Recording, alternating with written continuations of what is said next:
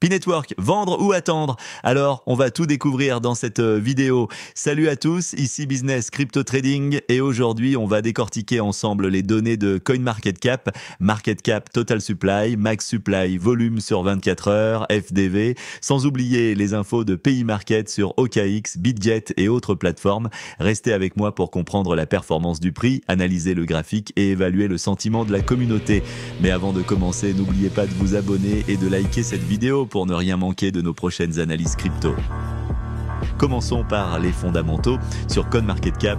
Toutefois, seulement environ 6,6 milliards de tokens sont déjà en circulation car une partie reste verrouillée pour le moment.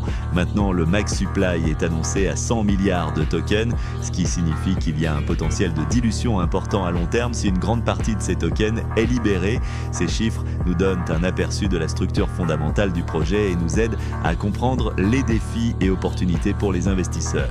Passons aux indicateurs de liquidité et de valorisation. Le volume d'échange sur 24 heures oscille entre 300 millions et plus d'1 milliard de dollars, ce qui montre que Pi est activement échangé malgré sa récente introduction sur le marché. Le ratio volume market cap est assez élevé, parfois entre 10 et 30%, ce qui indique une forte activité de trading et une volatilité marquée. En outre, la Fully Diluted Valuation FDV, c'est-à-dire la valorisation théorique si tous les tokens du max supply étaient en circulation, peut dépasser 250 milliards de dollars. Ce chiffre, bien que théorique, souligne le potentiel de dilution et l'importance de suivre de près la libération des tokens verrouillés. Regardons maintenant les données spécifiques aux plateformes d'échange. Sur OKX et Bitget, la paire PI-USDT affiche des volumes de trading très élevés, atteignant parfois des centaines de millions de dollars chaque jour. Cela témoigne d'une bonne liquidité et d'un intérêt soutenu de la part des traders. D'autres plateformes comme MXC, Gate.io et Lbank contribuent également à l'activité globale avec des prix qui se maintiennent dans une fourchette similaire, ce qui confirme une harmonisation du marché. Ces informations nous montrent que même si l'offre en circulation est limitée pour le moment, la demande reste forte, ce qui pourrait avoir un impact positif sur le prix à court terme.